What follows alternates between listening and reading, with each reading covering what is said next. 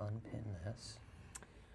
All right, we are live. Welcome everyone to Rapid Fire and the Mike Urban Show, kind of a co-stream. And That's right. thanks for coming in, Mike. This is going to be fun. Yeah.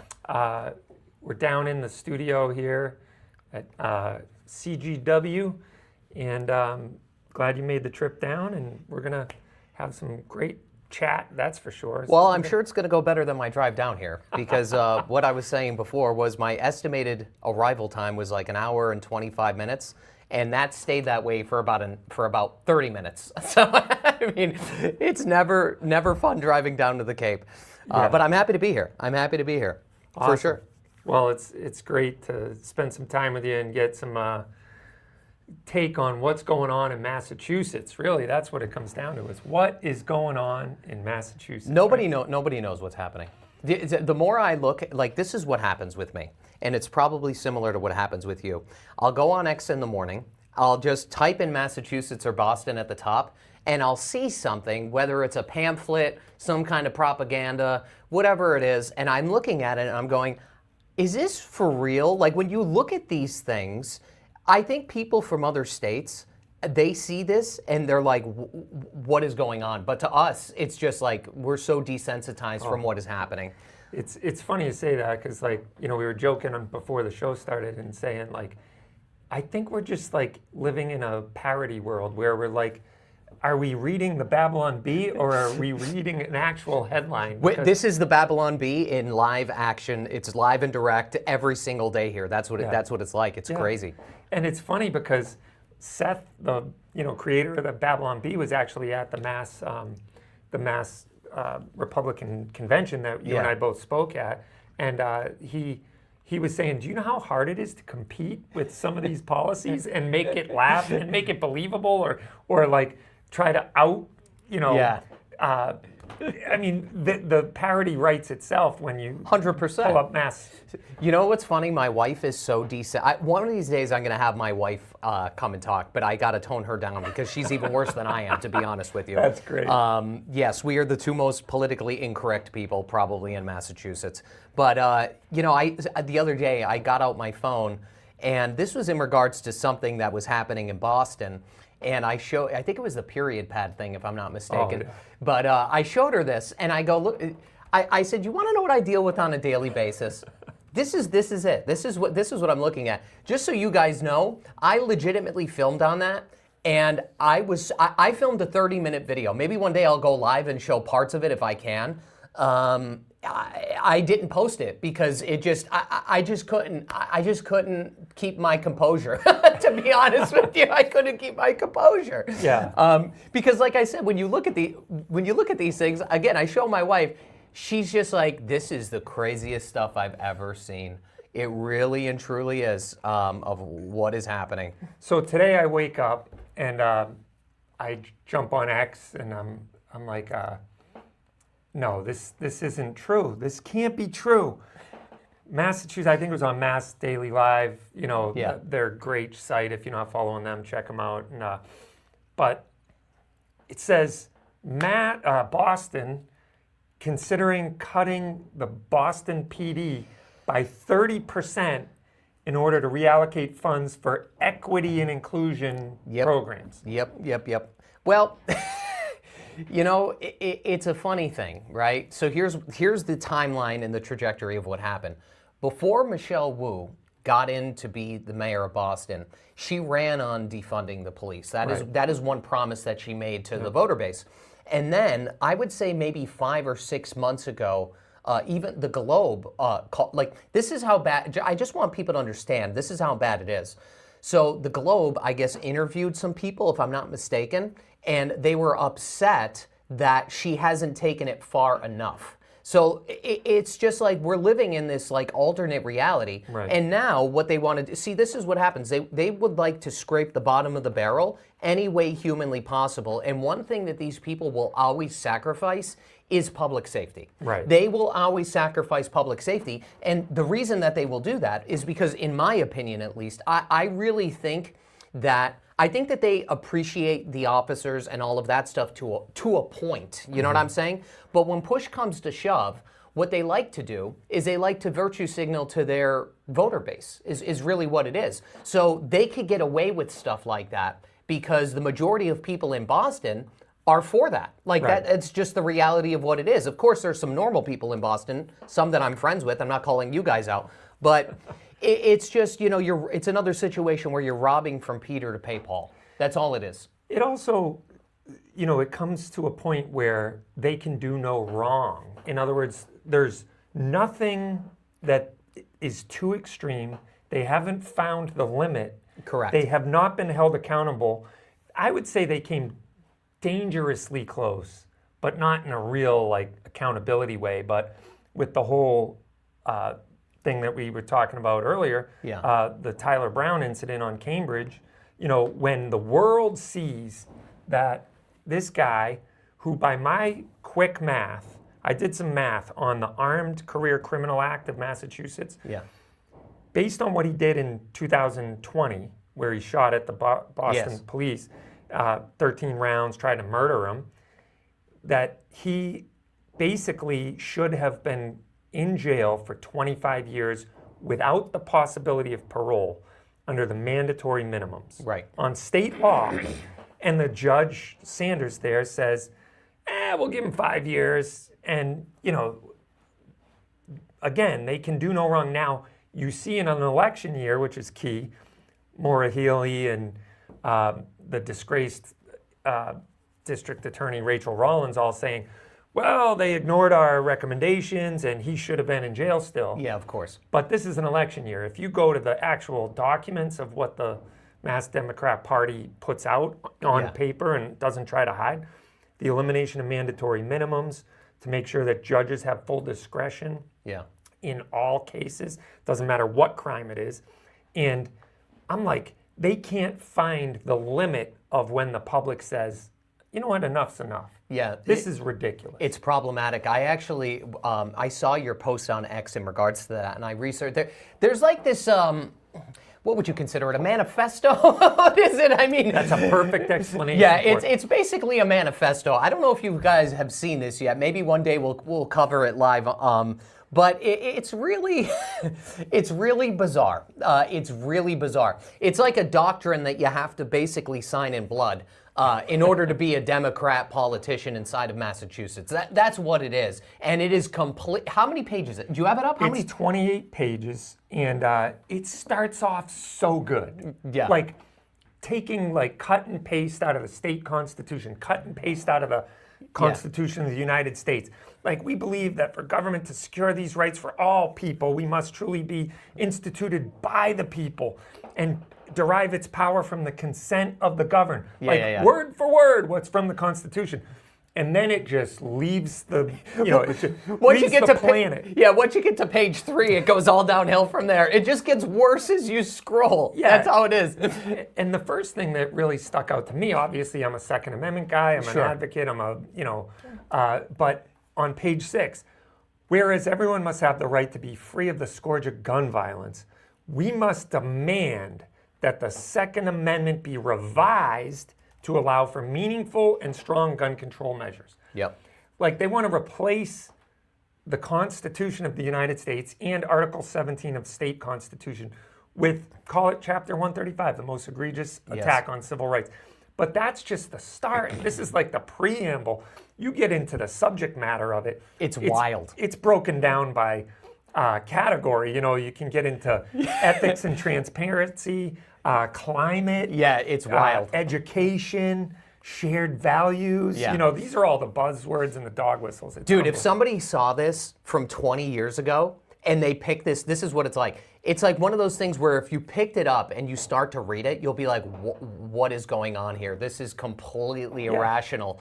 If you compared it to Ted Kennedy, and I would even argue if you compared it to Bill Clinton in 94, 93, Yeah. Bill Clinton would come out looking like a right-wing Republican Correct. in contrast to it. Yeah, that's how wild it is. Yeah. It's really crazy. But I came in here, and I know I've covered this quite a bit, the Memorial Drive shooting, but Toby obviously knows a lot more about weapons than I do.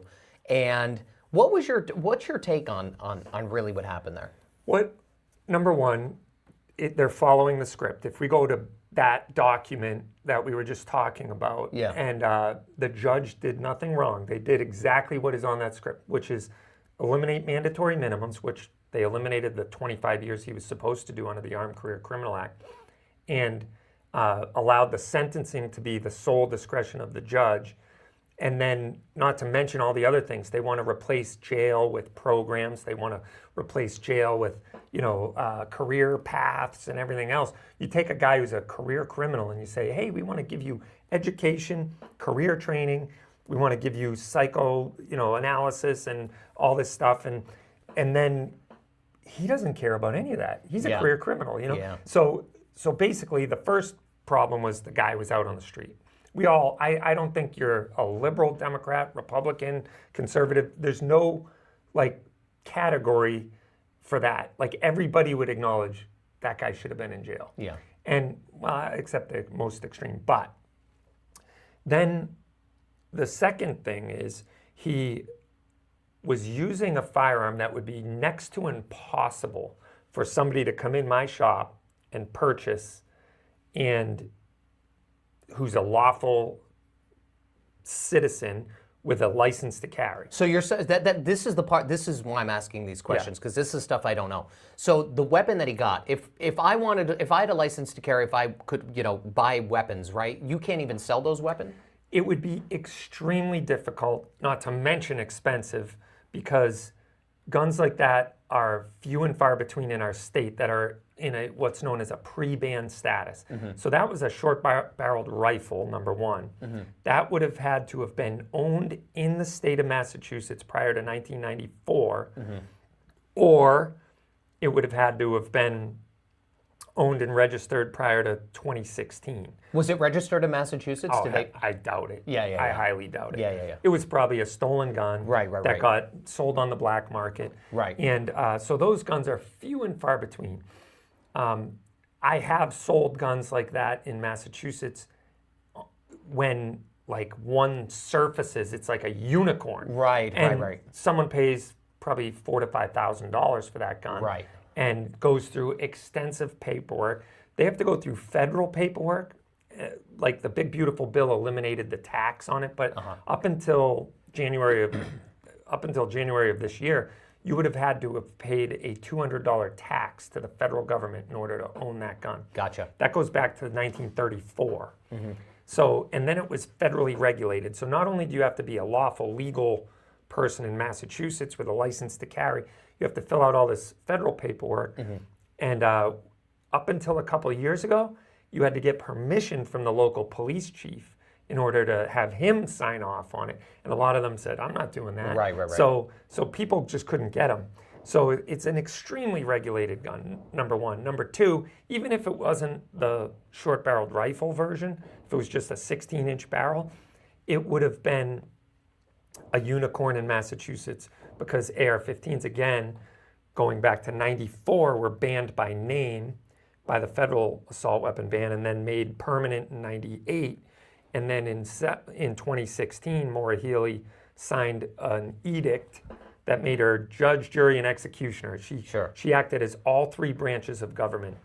This enforcement notice that she sent to dealers and the media and police and the Attorney General's office, well, she was the Attorney General at the time, was putting everyone on notice that she is expanding the definition into a way that was never recognized by all 50 states under the 10 years it was a quote-unquote assault weapon ban in the country. And then, for 20 years had been treated differently in this state.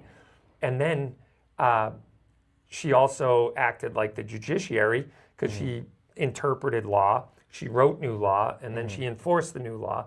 So anyway, point being, up until 2016, that gun could have been purchased through a gun store. Afterwards, it was extremely rare. You couldn't even buy So if how would somebody like that, so you're saying if you received this type of weapon and you were able to sell it in the store, it would be $4,000 or $5,000, right? Yeah. Does the black market dictate higher prices? I have no idea, because I haven't purchased off the black market, but I would assume so. So how did this guy get it, is what I'm trying to say. Well, that's what I'm trying to figure out. No, Like, I assume it was, and this is a wild assumption, but I assume they trade in drugs and they trade in all kinds of other illegal activity. But yeah. So the chances are lots of cash. So, yeah, lots of cash. But I mean, essentially, this guy was buying or potentially acquired a weapon that, number one, is hard to get a hold of. Yes. Right. So you have to go through great lengths to get a weapon like that, right? Yeah. Even in the black, I would assume, even in the black market, right? Well, kind of, because there is in other words, you can buy a receiver, right? Yeah. And that's fairly cheap and put it together. And so somebody could have done that. They could have bought a receiver on the black market. They could have bought one legally in another state. They could have been stolen, right. and then built it out in that configuration Gotcha. at reasonable prices, and then probably sold it on the black market. Right. But the point I'm trying to make is none of that, let's call that all illegal activity that took place, restricting the lawful person doesn't solve that problem. Correct. That's a problem of the criminal intent and basically all gun control, all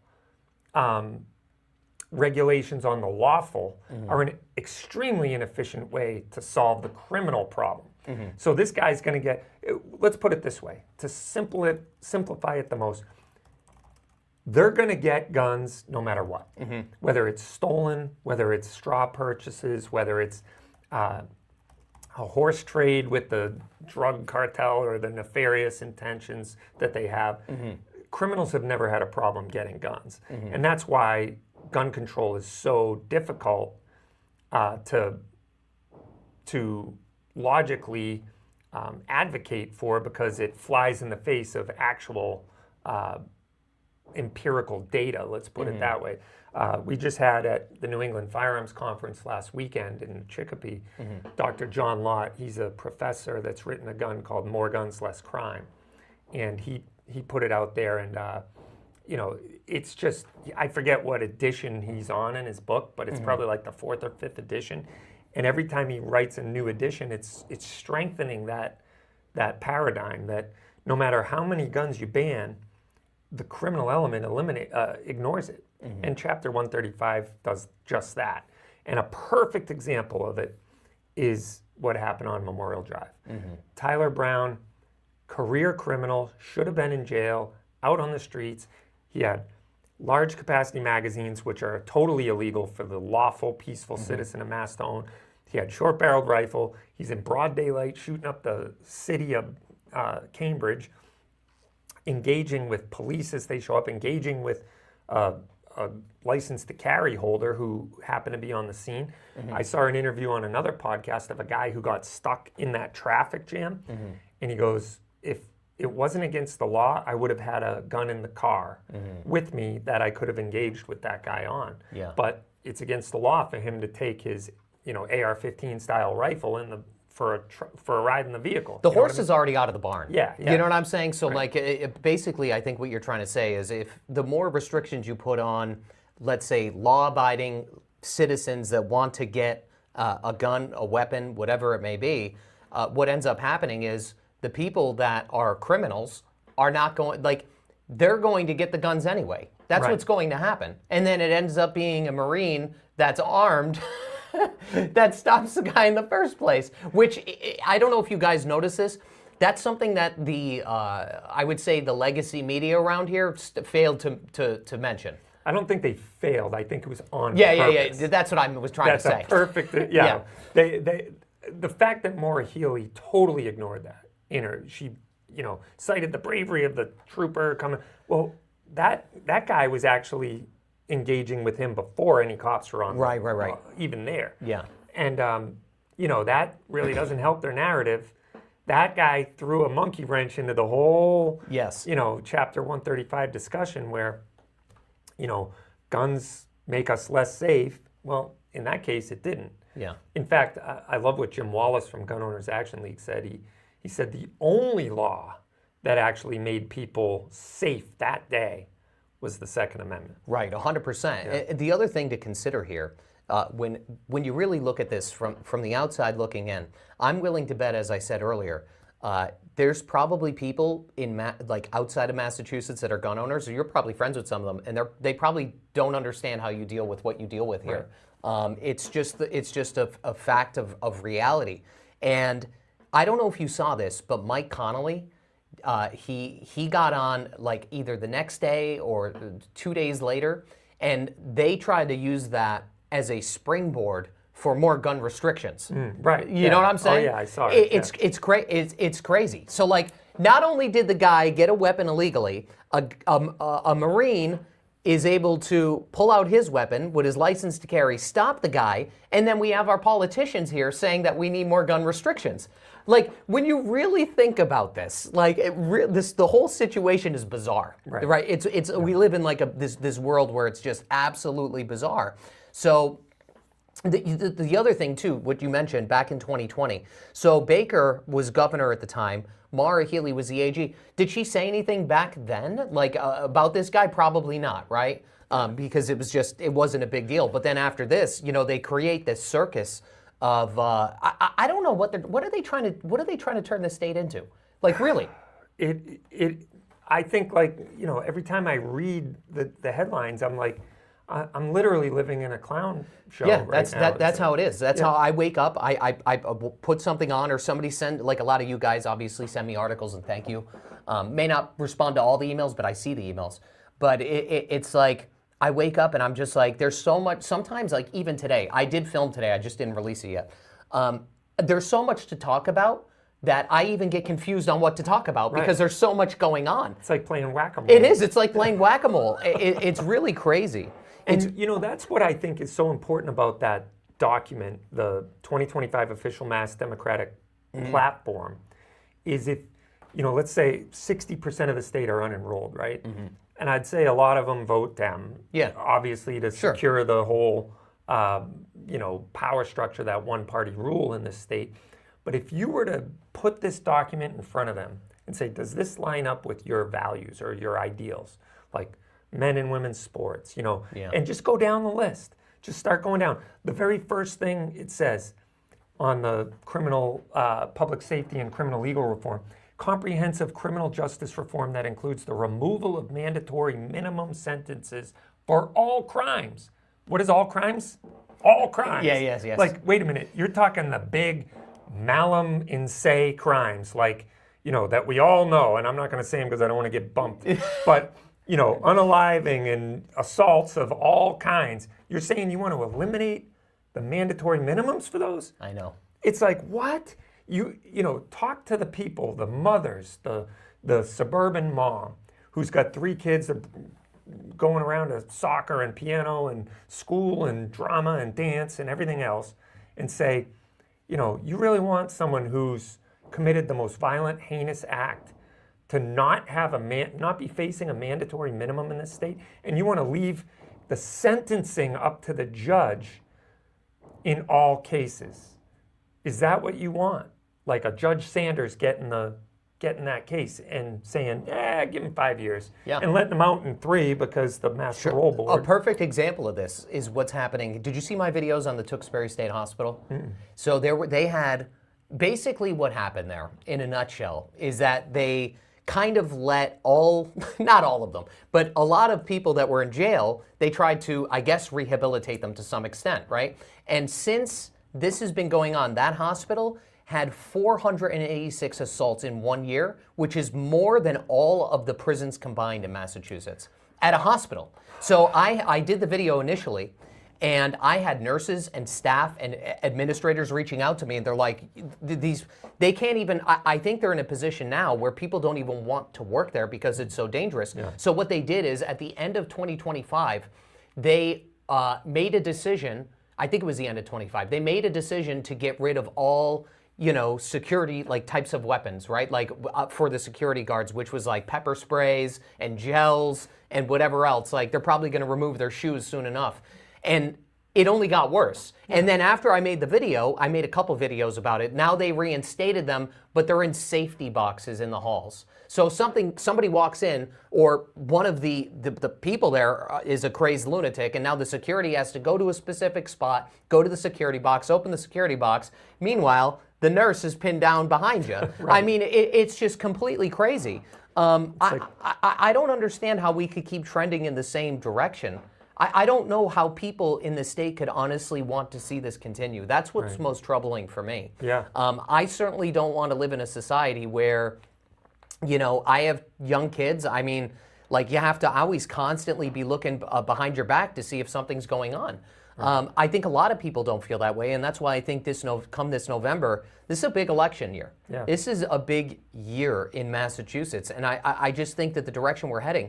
And look, I'm not saying abolish everything, although I would like to do that. I know it's not humanly possible, but there has to be some sort of balance. Yeah. You see what I'm saying? Oh, absolutely. There has to be some sort of balance, and there also has to be a balance within the legislature to some certain extent. You know, it's just been the same way for so long, and I think that there's just so many people that feel like they're not represented, and they feel disenfranchised here, and it's just sad. It's really, really sad. The slide and the shuffle has been something that is hard to watch, because the people who are leaving are families, businessmen, blue-collar workers. They're, you know, people who can't afford to be here anymore. They're job providers, or they're core backbone of the job market. And you know, as an employer, we find it hard and challenging to find good help all the time.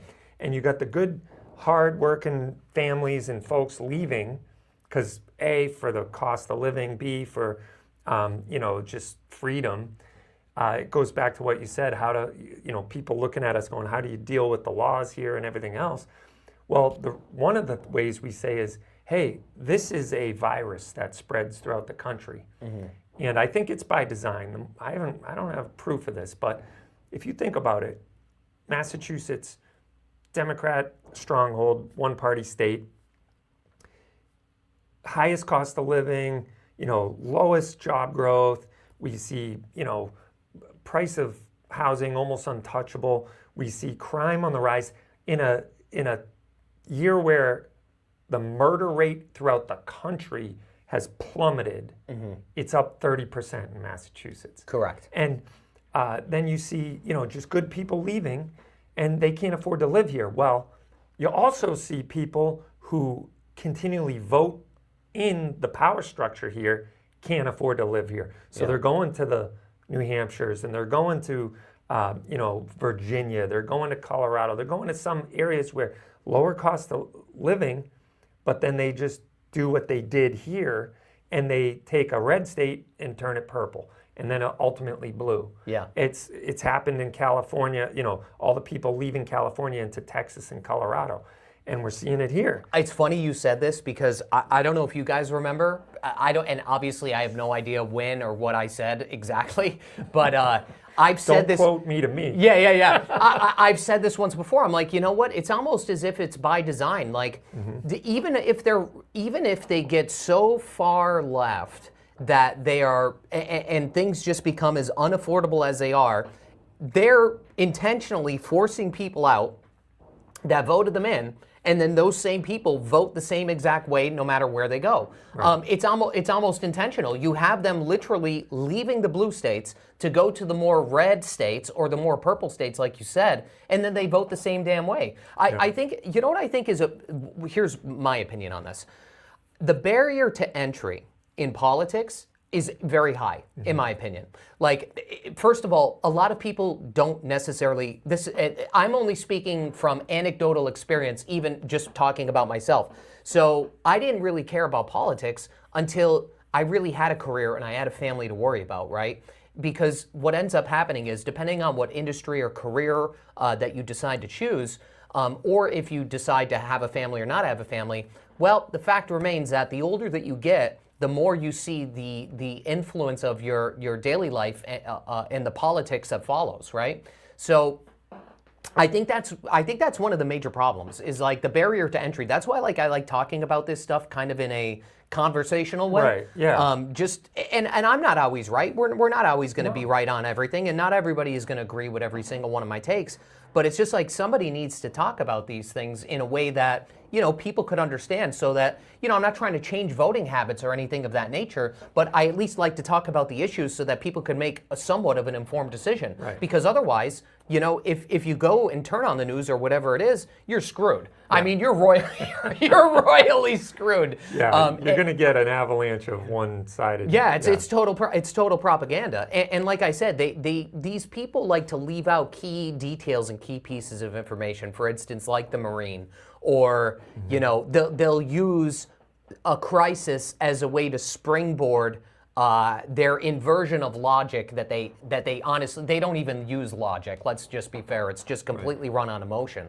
But you're right. When it comes to people leaving the state, I was looking at a study a couple days ago. I didn't cover this yet, but it was a study done in March of 2025. I don't have it up on the screen, so I don't know the actual numbers, but it was saying that throughout the country, men, specifically men, are some of the most disenfranchised people in the United States, and even more specifically, men inside of Massachusetts. Because what ends up happening is they've created an environment here where, in terms of like masculinity and all of these things, they made that like a bad thing. Oh, yeah. You know what I'm saying? Oh, yeah. And this state has done a very good job at making, especially young men, feel that way. They feel disenfranchised and stuff, and they're the ones in terms of education. They're not expanding their education into college. Not to say you need to go to college. And they have more trouble getting jobs, right? So there's all these things compounded that are happening, not only throughout the country, but it's more so anything that happens throughout the country is even more so hyper-focused in Massachusetts. It's almost like pulling the averages. So if something's really bad on average in the country, just go to just look to like California or Massachusetts, because we're usually on the higher end that's moving those numbers up, right? Oh, yeah. And it's just wild that we have to, we kind of have to live this way. And what's the worst thing is that, again, I don't think I'm always right. I'm sure you don't think you're always right on everything either. The other people, they think they're constantly right. Right. And everything you say is constantly wrong. That's the biggest issue that I have here in terms of politics in Massachusetts. Yeah. They will say and do things and fire from the hip with absolutely no care in the world. And then when a problem arises, they'll just create another solution to the problem that they already created. You see what I'm saying? It's arrogant condescension. It is. It's like, and that's the thing you're that not as smart as us. Yeah, you're not as smart as us. You're not as educated as us. So what? Like, I mean, these issues are affecting everybody across the state. Nobody could afford to live here. Right. I covered, I'll just, spoiler alert, I covered rent control today because it was just on my mind because of the video I filmed yesterday. And obviously you know about rent control. Really bad idea. It's a really bad, not only is it really bad, so this is the way that it went. There was in Portland, Maine, okay? This is what they did. They have a rent control where the percent cap is 2%. That means a landlord could only raise the rental rate 2%, up to 2% year over year. And what's happening is, obviously, the cost of goods and services, maintenance, inflation, all of these other things, they can't afford to maintain their properties. And on top of that, what also is happening, meaning on top of the lack of maintenance, is that the valuations of these properties are going down. So one thing, and I think I talked about this a little bit, is that's just in Portland. I don't think people realize that Massachusetts is trying to blanket the entire state with this. I don't think this has ever been done. I don't think this has ever been done in the history of the country, where you have a statewide rent control. It's crazy. It is absolutely insane to have that. Totally crazy. Ironically, we talked about all the people leaving that are the job producers, or some of the income earners, or the solid blue collar workforce, and they're being replaced because we don't have this, like, the amount of people that leave our state a week is staggering. I know. But we don't have the same number actually, netting out. So that means there's people coming here, and we just eclipsed New York as more illegal immigrants than New York, Yeah. New York State, which is a much bigger state than us. Yeah. And we have 400,000 illegal immigrants here that are getting housing, clothing, fed, transported, educated. And out of that, we all know what the numbers of that shakes out to be, even without the medical cost of that, because Correct. they don't even ask the status when they Yes, of you course. go get treatment at the hospital. So the point That's why they go to the emergency room. By That's the way. right, yeah, That's why if you 100%. ever go to an emergency room and like you don't know what the hell people that's why they're there, because Right. they could get free care at the emergency room. So the housing crisis was artificially created by just putting 400,000 people who shouldn't be here into homes. You take them out of the equation, there's no housing crisis. You know what's funny about that? So here's the other key detail in the rent control. So what landlords will do, you guys probably don't know this, you may not know this either. When you cap a rent, the only way to bypass that, the only way for a landlord to get more money is if the person or the tenant that you're going to rent to is either on Section 8, they're on home base, because those are programs outside. They operate in like another atmosphere outside of rent control. So what ends up happening is the landlords, if you're a tenant and you want to rent and you're going against let's say somebody that doesn't have income or barely has income and they have housing vouchers or whatever, it will be a guarantee that they are going to get the house because the rent is going to be a lot more. So why would a landlord, if you were a landlord, why would you take somebody, other than if they make a mess of the place or whatever it is? Let's set that aside. Just on a per dollar to dollar basis, if you could charge $3,000 for a 2-bedroom in Boston, right? And you could potentially get $4,200 from Section 8. Right. What are you going to take? You're going to take the $4,200, right? Right? Like it is what it is. So you're right. There's this replacement theory that I've been kind of talking about, and you basically said what I said, where it's like people are leaving, but the people that we're replacing, the people that are leaving with, are not of the same. I'm trying to use they're not productive members yeah, of society. They're not on productive. the dole. Yeah, there we go. They're not productive. This is good. I need somebody when I can't think of a word. They're not productive members of society, like Toby said, and that's just the honest to God truth. They come here to live off of the government. And again, I'm all for welfare benefits to people that actually need them. Right. But number one, they should be it should be temporary for people that could actually work. Right. Yeah. It should be a temporary thing. But on top of that, it should be going to citizens that are U.S. citizens inside of the state that they live. They shouldn't be spreading the resources thin. So many solvable problems. This is what's the most frustrating thing. So many, and I don't have all of the answers, right? I don't claim to have all of the answers. But if you know what the problem is, you could at least address it, right? And not do it through some. See, here's what happens in Massachusetts. People like to do things through a political filter, whether it's Healy talking about the shooting on Memorial Drive, whether it's news coverage of the period pads or something like that. Like they say all these things through this political filter, and I really think that a lot of the state, there's a lot of people up in age in the state, and a lot of them buy into that, and it's unfortunate. You know what I'm saying? Not everybody is on YouTube watching me or watching you or watching whomever. And I'm not saying we're the source of all news, but at least we're going to tell you like it is, right? I mean, we're going to call it the way that it is. Well, we drill down into certain aspects of it beyond the soundbite, beyond the press conference, beyond the little news snippet. But by the way, let's talk about the poll. I have a poll question up on X. If you're not following me on X, please do. It's at Cape Gunworks, all one word, Cape Gunworks. And it's what bothers you the most about Beacon Hill right now? Lack of transparency, the audit, uncontrolled spending or taxes, not dealing with affordability, kind of the things we've been talking about, and regulations that hurt businesses and residents. What do you say? I say all four. I wish I had. This is a good one, but I mean it's really.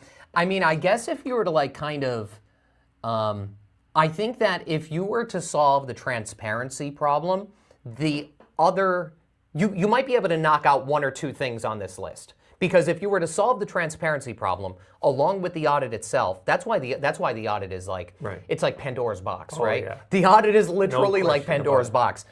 If that happens, all of the other things like uncontrolled spending and taxes, that could kind of be reeled in if you could actually see where the dollars are going.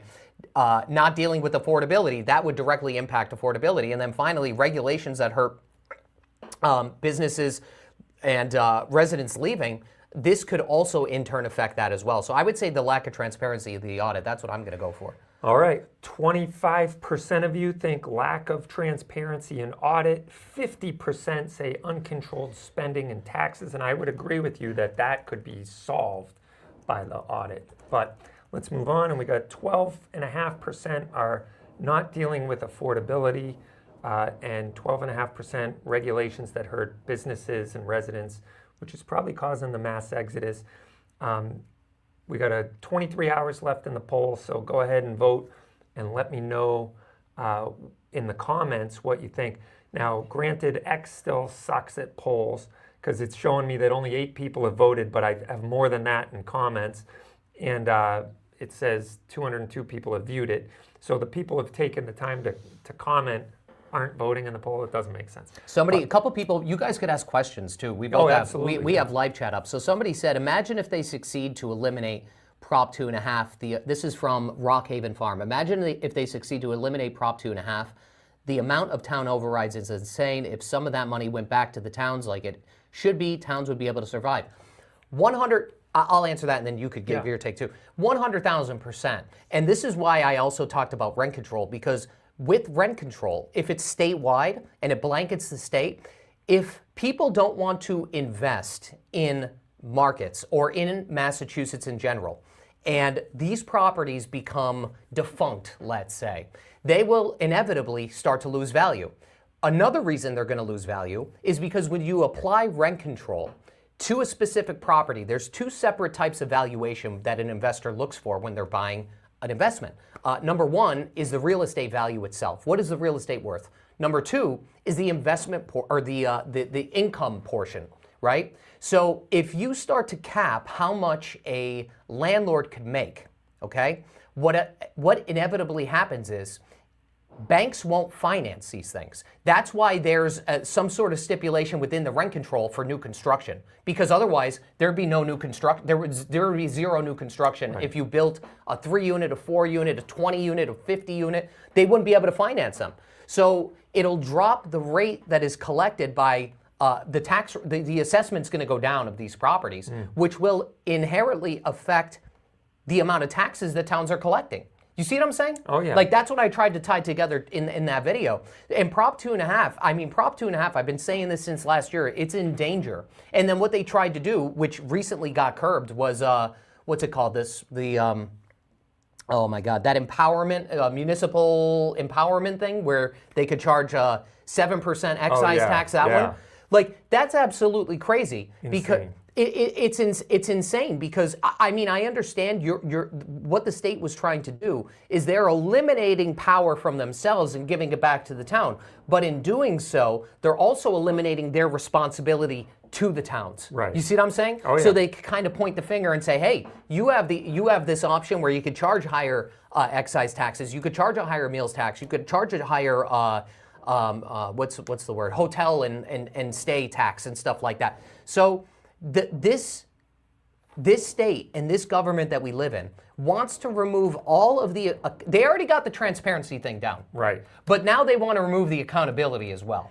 You see what I'm saying? Oh, absolutely. And you did a great video on that a few months back about the amount of money that the state receives and how much actually goes back to each town. Yes, exactly. That was actually brilliant video. It was very eye-opening, and I think you contrasted it with like Louisiana. You know, Louisiana takes way less in taxes than our state does, but gives more back to each town, Correct. City and town, and their, I think it was like 26% of the budget goes back to the cities and towns. And in it's so insignificant, and it's what ends up happening is you have towns having to pass these Prop 2.5s to keep the lights on. Correct. You know, which is insane. Look at what just happened in Rutland. Yeah. Did you see that? I did, yeah. Yeah, they legitimately they're canceling the 4th of July. I know. They're canceling the 4th of July because they are punishing the people that didn't vote for Right. yes on the override. Right, and they won't take no for an answer. And they We're won't gonna take no bring for this the back answer. until it's passed. I think somebody in Worcester, I have to cover that too. I think the sheriff or somebody in Worcester said, well, that's what I said in the video. Right. I'm like, why can't you just get a whole bunch of volunteers, have them sign what's the word I'm looking for? something where they can't get sued, a hold harmless agreement or something like that, and then have them put it on. I mean, they collected the money for it. They're stealing the money from that event, and they're going to have a period Pride Day there too. That's what's going to fucking happen. It's crazy. And then the period Pride event that they canceled because of the backlash, I read somewhere that they have spent or allocated $1 million to that whole Yes, event. they did. You know what kind of a fireworks demonstration we could do on the 250th anniversary of America for $1 million? It drives me nuts. And then I actually went even a step further after I filmed the video, because sometimes I'll film something and I'll say something and then I won't know the statistics in my head, but I'll kind of remember it. So then I went back and I started researching like the last time there's been repeat towns, because it wasn't only Rutland. I think Framingham is another one that is canceling the 4th of July, if I'm not mistaken. And I think there was one more. Was there one at the Cape too, or no? Well, there's always one on the Cape because of the piping plovers. So what they do is they cancel it until fall. So we by the way, I have this is a sailor shirt I wore for the Cape today. Nice. Yeah. We have town of Barnstable fireworks get canceled every year because of the piping plovers, and we don't want to disturb them, so we end up having it in September, which is just weird. The tourists are gone, and it's not the same, right? Sure.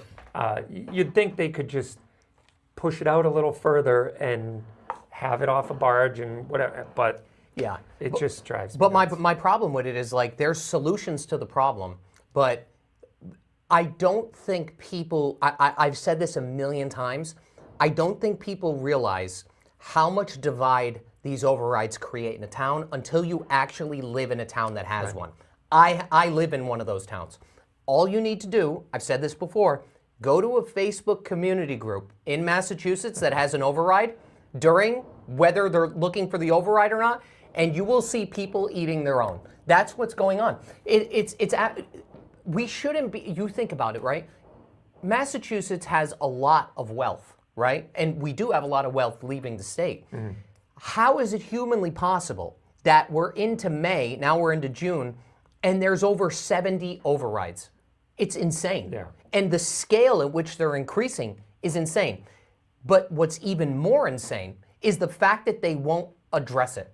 You see what I'm saying? Well, it comes back to the transparency thing. Because really, I think that, obviously we overspend every year. In fact, when Maura Healey took office, there was a $1.8 billion surplus that she was left by Charlie Baker administration. Say what you want about him, he was a fiscal conservative. The budget was balanced, and there was a almost $2 billion surplus. Yeah. Within 2 years, she had burned through that, and there was almost a $2 billion deficit. Yeah.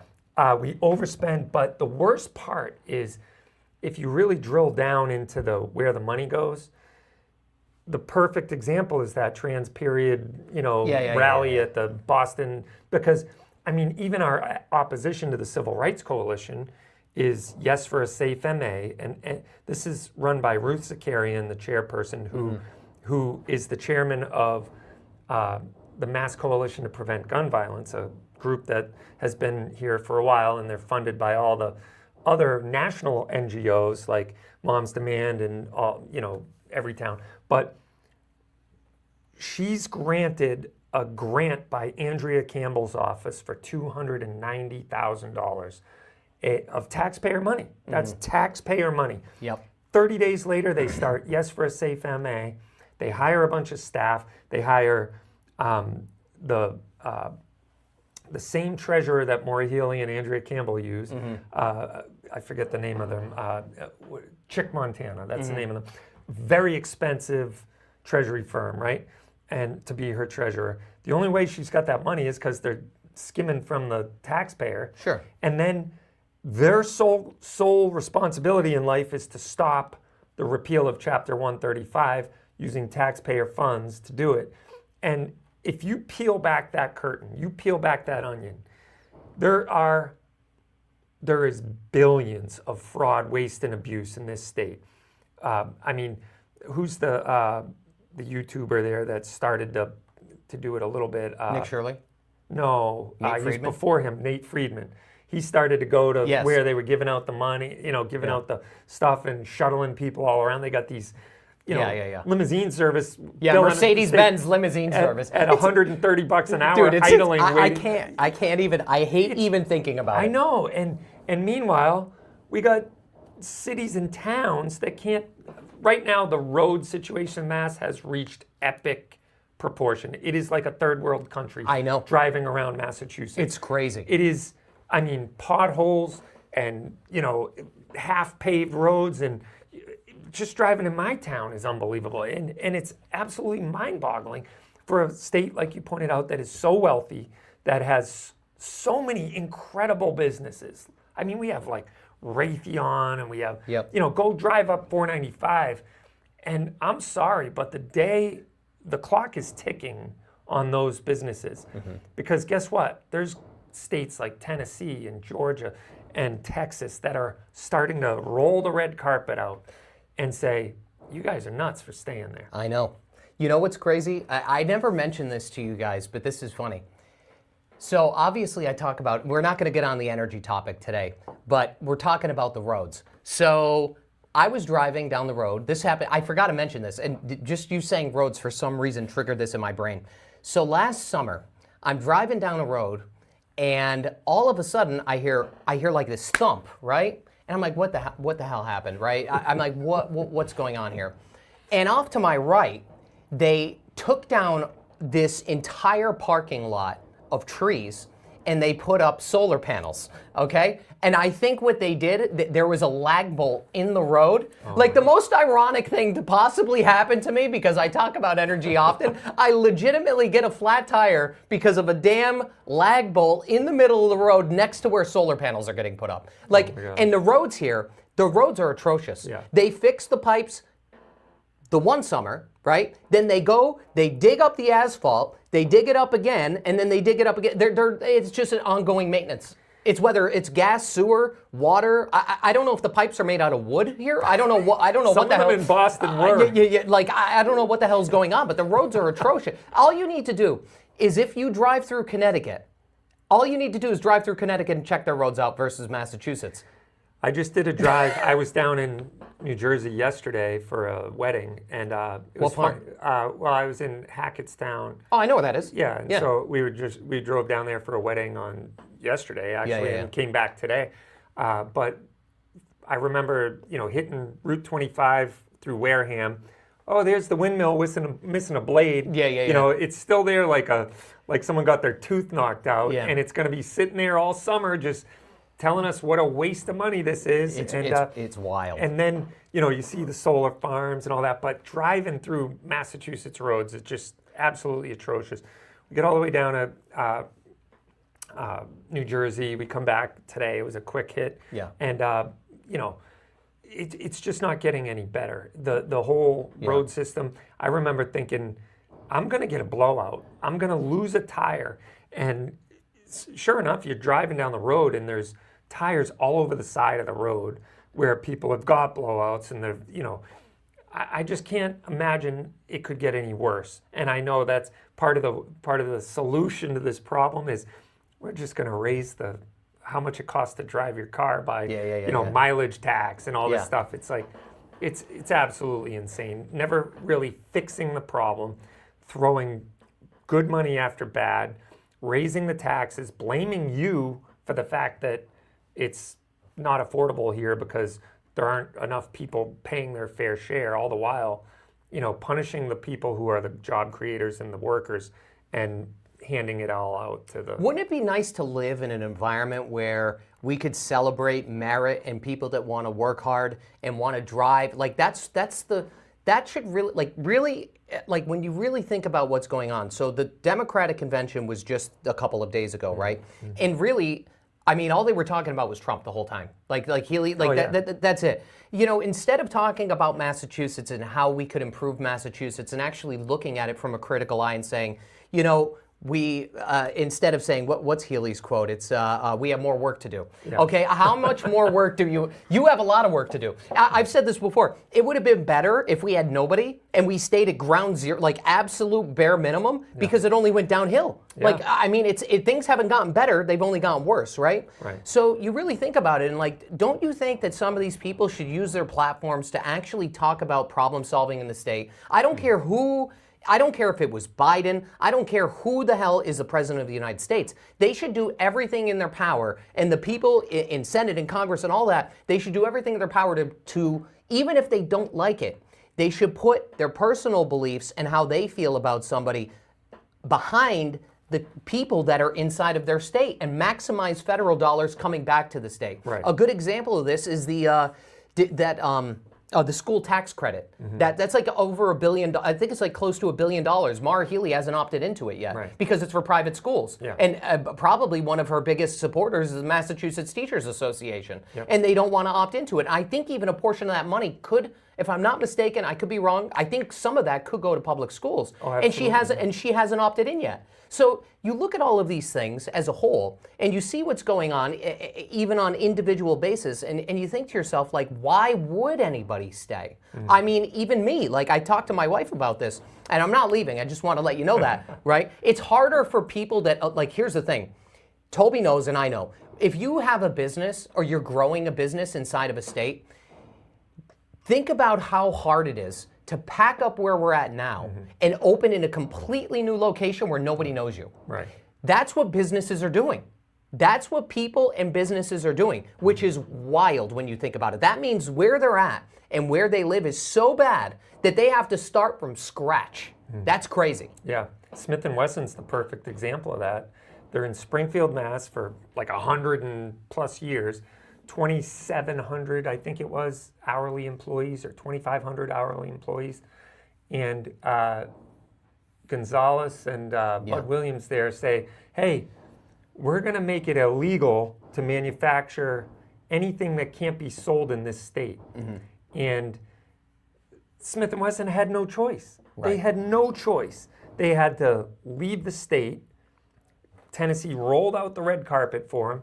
And they had to take a vast number of those jobs with them. And that's a tragedy. Because that was a business that was a icon in Massachusetts, like a landmark, and been there for so long. And, you know, I was proud of the fact that they were here and manufacturing. Yeah, of course. They still have a remnant and make, I think, revolvers here. And the craziest thing is this is not a part of the state that is doing well economically. And that big hit, and those two state reps are doing a victory lap over taking on Smith & Wesson, and we ran them out of the state. It's like, are you stupid? Yeah. Like, and the fact that people continue to give them their job back is mind-boggling. That's what I meant by what I said earlier. We have not found the limit of what is too far. Which is scary. Which is scary. That is very scary. I feel like we're in the Hunger Games to a certain extent, where everybody's living like in these conditions or trying to eke out an existence, and it's never good enough for the state. The state will continue to move the goalpost to make it more expensive for us to continue to live, and all the while they're blaming us for the problem, or blaming Trump for the problem. No, Trump has nothing to do with Massachusetts. All you need to do is look at other states to see how they're doing in comparison. That's all you need to do. And yet, it's unexcusable. Yeah, and then, you know, we're living in this, you know, where I feel like Maura Healey's going to come out someday and say, you know, what was the thing from Hunger Games? May the best person. May something be on your side or whatever. Yeah. That's what it's going to be. Yeah, that's literally where we're heading. You know, somebody asked a question here. They said something about. Give me 1 second, guys. I apologize. I'm trying to keep up with the chat, but I'm trying to have fun too. Let me see. I think they asked if a license to carry will be reciprocal. Hold on, across state. Let me see.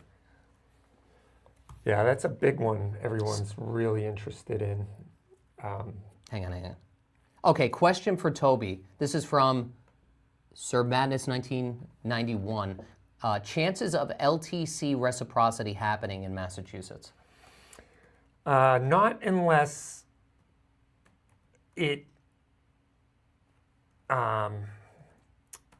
passes on the federal level, or a Supreme Court case comes through, challenging the restrictions. So this is a perfect example of how, like on a federal level, well, I guess it's not really the federal level, the state level. Let's back up for a sec. The 10th Amendment says any duties or rights that have not been explicitly said is the responsibility of the federal government is reserved to the people and the states. But the states can never rescind the constitutionally protected rights that the people have. That is the supremacy clause of the Constitution. The Constitution reigns supreme, and the states can give more rights, but they can never take away those rights. Gotcha. And so what is happening in practice right now is, for 200 years we had, maybe not that long in all states, but probably 48 states, 200 years, we had a recognition that the Second Amendment does not stop at the borders. Like, people could travel freely throughout the country. And in fact, in 1875, there's a horribly racist Supreme Court decision called Cruikshank v. United States, where they go on to say why they ruled the way they ruled, and it was 100% based on racism.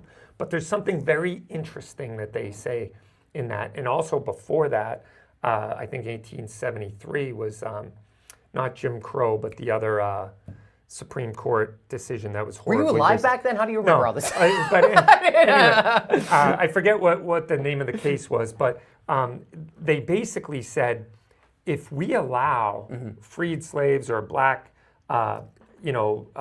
people in America, if we deem them part of the people, then they will be able to carry guns freely throughout the country. So they acknowledged that back then, that the whole reason and purpose for gun control was to restrict an entire group or groups of people from being able to own and possess arms and travel freely throughout the country. And somewhere along the line, we lost our way. It was about 50, 60 years ago. I know in Massachusetts, it was earlier than that, and I think New York was the first one. But 48 states recognized the right to keep and bear arms was just a fundamental right. And then all of a sudden, it started to stop at the borders of states. When I first got my license to carry, there was only one state that recognized it constitutionally, and it was Vermont. So Vermont was the only state that had constitutional carry. Now we have 29 states, but there's still states like Massachusetts that say, you can't exercise that right here. We treat it like a privilege in Massachusetts. It's not a recognized right anymore. And I wish the people would see that, because then they would start to realize, wow, there's some serious implications to when we allow government to run through those paper or parchment barriers and write laws that are antithetical to the Constitution. But they do. And so we have, right now we're living with this two-tier justice system, or nobody would say, you need a special license, you need to pay a fee, you need to take a class to go to church in New Hampshire. But yet we do that with the Second Amendment, coming the other way to Massachusetts. When they argue that, this is just to keep us safe. No, it isn't. It's to control the population. It's to control your people. It's never, there it is. May the odds ever be in your favor. There we go. Thank you, Melanie. So the point I'm trying to make is, it is now, as Clarence Thomas has acknowledged, the Second Amendment is in fact treated as a second-class right, unfortunately. And so concealed carry reciprocity is a novel idea. It'd be great to acknowledge it. However, it already exists in the supremacy of the Constitution. And what we really need is the Supreme Court to start doing more per curiam decisions, where they can slap down these unconstitutional laws that are being enacted by blue states throughout America, and really restricting people's right to keep and bear arms, or plus other laws, other rights. because we saw her under the Biden administration, that whole, what was the Office of Disinformation, where that Oh, woman God. kind of, the singing, whatever Yeah, she was there, kind of saying like, this Office of Disinformation, we're going to start to monitor. I felt like we were in a, Hunger Games moment. I talk about that a lot. It was crazy. And It was really crazy. So the point is, government is not a good gatekeeper of our rights. In fact, the legislature is, by Madison, he wrote in Federalist 49, that they are the confidential guardian of the people's rights because they come from the people, they're numerous, they are the most connected branch of government. Like, how many of us ever shake hands with a judge, right? Usually, only time you see a judge is if you're on before him with a suit on, and Correct. you're there for the wrong reasons. But the legislature is that they're the blood, they're the friends, they're the part of the community, and they are the confidential guardians of the people's rights. And yet nowadays they go up there and they forget that, and they actually usurp our rights. That's really my problem. Well, the way it works is the Constitution only applies to what they want it to apply to, and then they like to breach the Constitution when it's in their favor. Absolutely. That's basically what happens here. Somebody asked, is there any lawsuits in regards to the gun laws in Massachusetts? Somebody also said someone from the federal government is threatening to sue Massachusetts for unconstitutional gun laws. I don't know if that's true or not. I would hope so, but I know the fact that the government has been silent so far, from my count, there's 5 federal lawsuits against states or territories. So there's one in Maryland, there's 2 in Colorado, there's 1 in U.S. Virgin Islands, and there's 1 in D.C.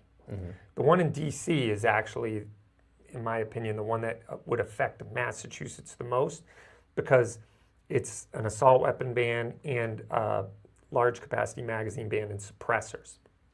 That's what it deals with. So we have those 3 issues here in Mass.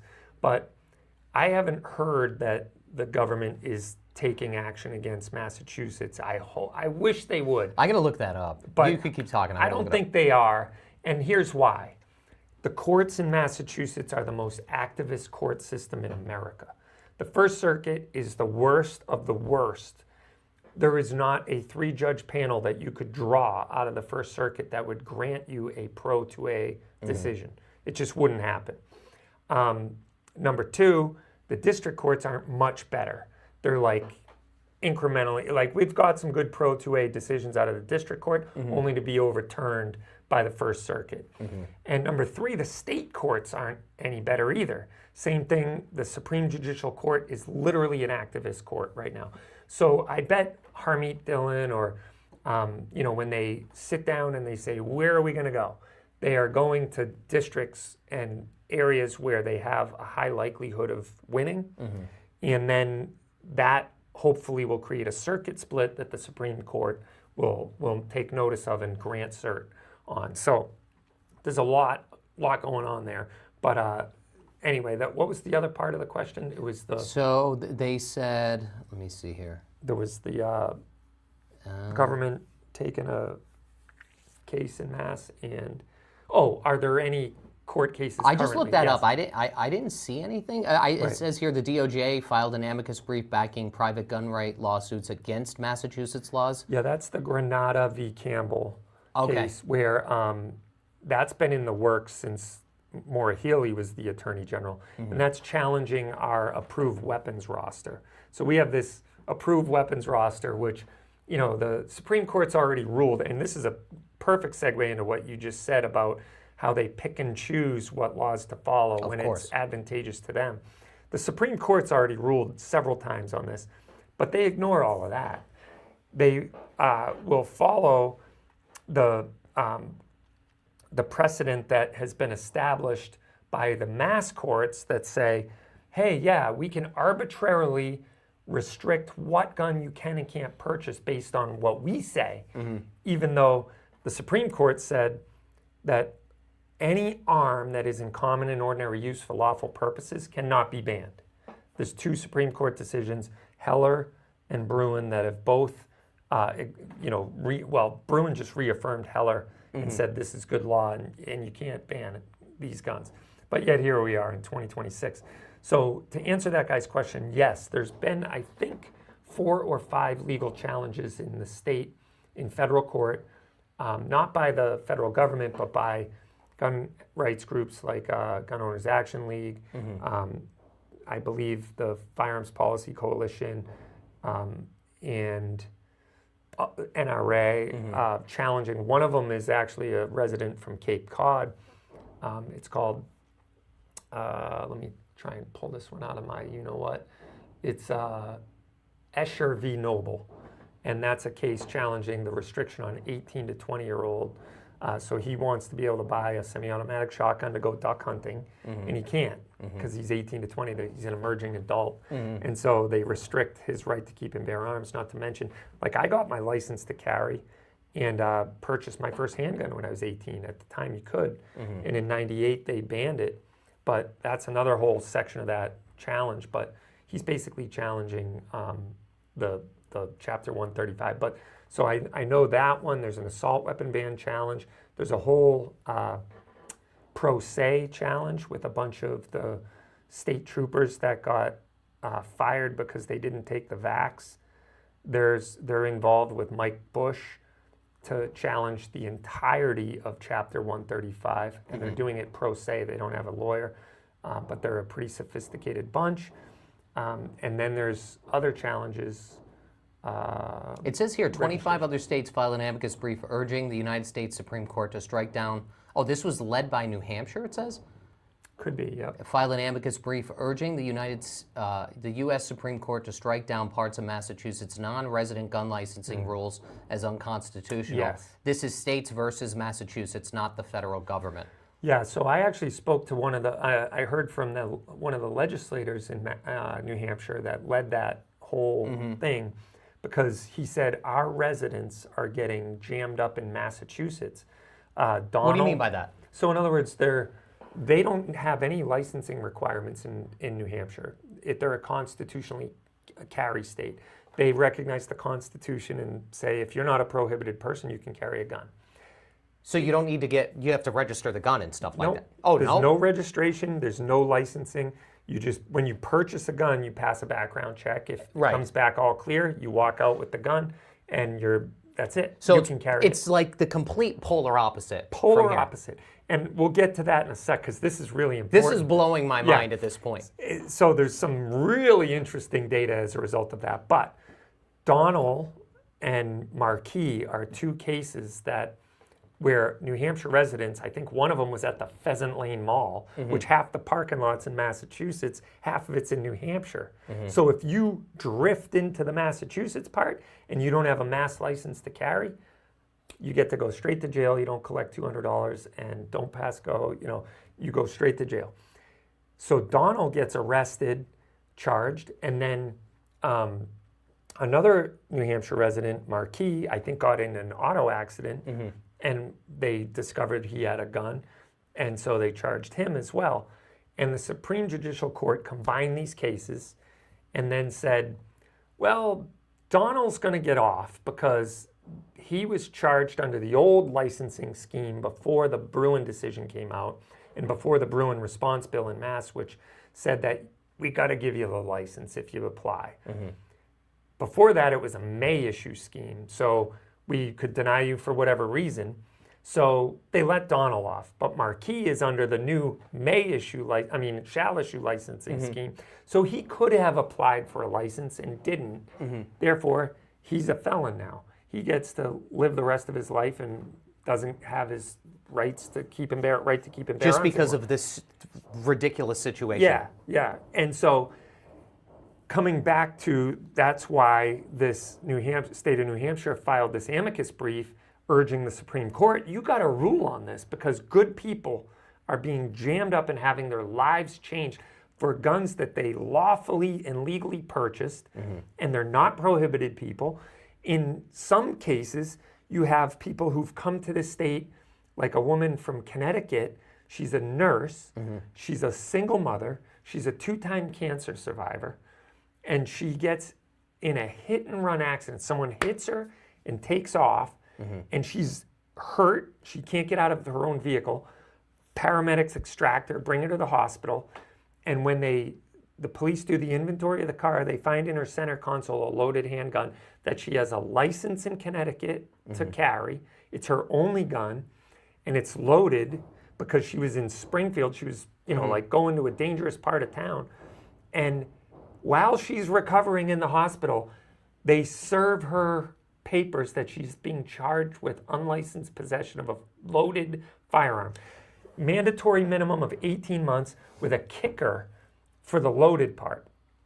This is who they want to throw the book at. This is insane, actually. Totally insane. It's totally insane. This is who they want to put in jail. First responder, a productive member of society, a single mother, 2-time cancer survivor, but yet the people like Tyler Brown get out early by the Mass Parole Board, or get, in some cases, released on their own personal recognizance. Her case is still pending. That's insane. Yeah. Was that recent? That's very recent, yeah. I can't divulge her name because she's living in fear that she'll lose her job should her employer find out she had a gun while on the clock in Massachusetts. You guys getting this? Yeah, and that's, this is that's how crazy. Massachusetts treats the right to keep and bear arms. I don't even know what to say, to be honest with you. That's how crazy that is. Yeah. It's absolutely insane. It's like we live in the upside down kind of, right? It's just so wild. Yeah. There's got to be, I mean, that's why I said come November, there's got to be some sort of, and I've said this before too, where, change isn't going to happen overnight. Right. You know what I mean? Like, it takes time, and I always say it starts with us. It starts with, and I'm not even talking about us that are, trying to advocate for what we believe in or, whatever it may be, but the people inside of Massachusetts don't know this stuff is happening. Right. Like, I just heard that story, and my mind is absolutely blown to the fact that I know I'm going to look it up as soon as I get home, right? Yeah. And And if that's I can not find the it. only one. I can give you a half a dozen of those, literally a half a dozen of those. And another one is a gentleman by the name of Samuel Lacus, East Springfield. He's a 23-year-old student. He's on the dean's list at his university. He's going in for master's degree. He's got a bright future ahead of himself. And his crazy ex-girlfriend decides to take out a restraining order against him. Mm-hmm. So the police show up at his door with the restraining order and a paper that says, you got to surrender your license to carry, and we're here for all your guns. Mm-hmm. He says, I got nothing to hide, brings them in, opens the safe, they take all his guns, and then they get it back to the police station, and they charge him with 12 felonies for the type of guns that he had. He had receivers, he had some polymer 80 guns that are unserialized that he was going to build into a gun later. Mm-hmm. He had AR-15 style guns, which he purchased lawfully and legally from a dealer, and now they're saying you can no longer have them. And the fact that he has till October to register the receivers and stuff, they don't care. They charged him felonies for not registering the guns, even though he has till October to do it. And then they set bail at $25,000. This is a victimless crime. And the best part of the story is the girl never even shows up for the hearing to give the evidence of why the restraining order should happen in the first place. It was totally frivolous to get back at her ex-boyfriend. Yeah. And this is a good kid. And they dropped the restraining order, but instead of giving him back his license to carry and all of his guns, now he's facing 12 or 14 felonies for a total victimless crime. That is great. You know what I'm willing to bet? So, the cops show up at his door, right? I'm willing to bet that even the cops are probably like, this is insane. Well, you would hope so, but they have discretion, and they should have said, this is stupid. Dude, you're never been arrested, you're no criminal record, you're not robbing liquor stores. Yeah. Here's your guns back, here's your license. You might want to pin the stock, or you might want to pin the mag, something. Help the guy out. But unfortunately, that isn't what happened. Yeah. And you know what? It's funny you say that, because I'm going to draft a letter. We've been talking about it, and we're going to put this out to the universe in Massachusetts. What's going on right now in Virginia? They've passed very similar legislation to what Massachusetts has. Yeah. And a bunch of DAs and prosecutors are saying, enough is enough. We are not going to prosecute good people, lawful, peaceful citizens under these new laws that you have passed, Spamberger and whatever. So I'm going to take a bunch of those and I'm going to draft an open letter to every DA in Massachusetts, every sheriff, every chief of police, and say, sign on the bottom line here if you swear to uphold your oath of office and you promise to not prosecute lawful, peaceful, license to carry holders who are trying to play whack-a-mole and do the right thing in this checkerboard of insane gun laws that all violate the Constitution and are probably unconstitutional on its face. Would you do that? Would you acknowledge, I know where this is going, but the truth of the matter is they need to be put on notice. Because if they're not, they're going to continue to jam good people up with these unconstitutional laws. And they need to be shown the way. And what's going on in Virginia right now, that's the way. When you have people who, because every branch of government has sworn an oath to protect the Constitution against all enemies, foreign and domestic. They are first and foremost beholden to the Constitution, not to whatever cockamamie laws Beacon Hill can conjure up and get a simple majority and a signature from a governor.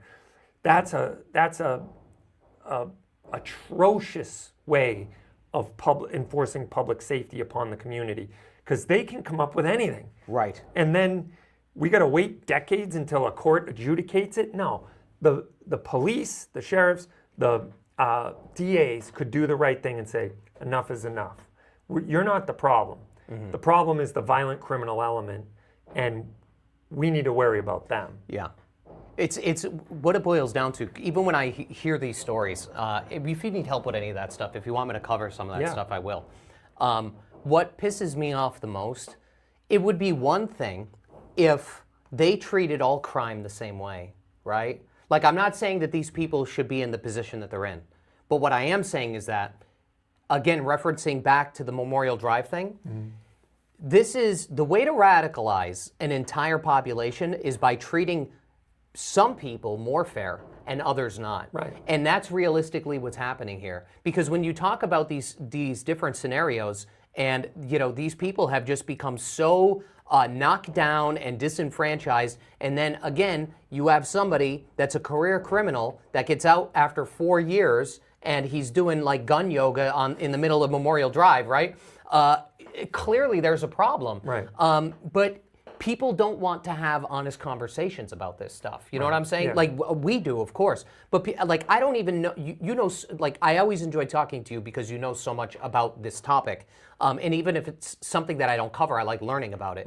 And every single time I get in front of you and I hear these stories, I just think to myself, like, these poor people, if they only knew, could you imagine if they knew, meaning the people that are getting arrested for these like nonsense, knew half of the stuff we knew, they would probably be even more pissed off, right? Like, that's just the fact of the matter. I don't know how long it's going to take before people just are, like, I'm telling you, this state is going into the dumpster. Well, it's in the dumpster, man. Yeah, and I think, honestly, the only way to course correct is to wake people up into that exact scenario. There's really this bifurcation of malum in se, which are those horrible, evil crimes that everybody knows on their face are evil. Yeah, None of us would be okay with one of those people getting off. And then the malum prohibitum crimes, which are the, all these technical violations of some stupid law that people conjure up. I don't want people in jail for malum prohibitum crimes, ever. Yeah. Like, maybe once they reach a certain level of, like, fraud and waste. Yeah, and if there's corporate repeat abuse. offenders, yeah. And, like, if you're bilking the system for millions of dollars, okay, that's a different story. Correct. But the truth of the matter is, we should be throwing the book at the most violent career criminal or the most violent criminal element, and we should be looking at what the spirit of the law is and not the letter of the law for everything else, and using discretion to our advantage, because, hey, we don't want to jam up this guy who's a father. He's the sole breadwinner for his household, and he's there for his family. He's raising kids, and he's a business owner. oh yeah, let's put that guy in jail because that's Yeah. going to make society better, right? Like that's stupid. Yeah. But here we are. I know you got to run. Yeah. I'm just looking at the time. I and got a stuff. nice gift for you here from Cape Gunworks. I know No you're in way. the market. Yeah, for a nice. I don't want to pull it out and violate any censors. Yeah, be careful. Here. Be careful here. I've already been. I might come home to no yeah, YouTube channel. But I got a nice Boker. Let's call it a tool for you. It's a folding knife from Thank you. courtesy of Cape Gunworks. Thank and, you. yeah, Thank you. I, think, I appreciate that. I know you'll put it to good use, and it's a nice tool for everyday use. So use it and use it well. And I appreciate you, brother. Thank for you, coming brother. on. Yeah, it's man, been fun. We'll have to do this again. Yeah, we'll do it again, definitely. Did you guys have fun? I hope you guys had fun. I know it was a random, random Tuesday and stuff, but I'm really excited about this. I'd show it to you. I have a really small, I was showing him earlier, this like little miniature Gerber knife that I got with my wife at a flea market. God, it had to be 17 years ago. And it's just kind of like I'll never get rid of it because I've had it for so Yeah, long. right. You know what I'm saying? And I'll probably pass it down to my kids and stuff just because of the memories. But I appreciate this. I'm never going to forget it, and I'll keep it on me forever. All right. Thank Sounds you. good, man. Well, thank you. Thank you all for tuning in. This was kind of a nice collaboration. We kind of solved the problems of the state in an Yeah. hour and a half or less. So, Yeah, I think so. Well, I think we would have at least put us onto a good path to course correct. Yeah. Like you said, we don't know everything. We don't. I'm just the meathead who's Me too. you know, I mean, like I'm. understands common sense. Yeah. And but that doesn't always translate into society on the political side as well as it should. But here we are. Yeah. So thank you guys. Thanks, I guys. appreciate you all It was for fun. tuning in. And have a wonderful evening. And I will see you all on Thursday for Rapid Fire at 5. And Sunday as well. So check out his channel. Where can people find you? Just type in Mike Urban on YouTube. That's it. And we're Cape Gunworks on X and Rumble because Don't get you into know it. why. But anyway, we'll see you around, and thanks for tuning in. Bye, guys.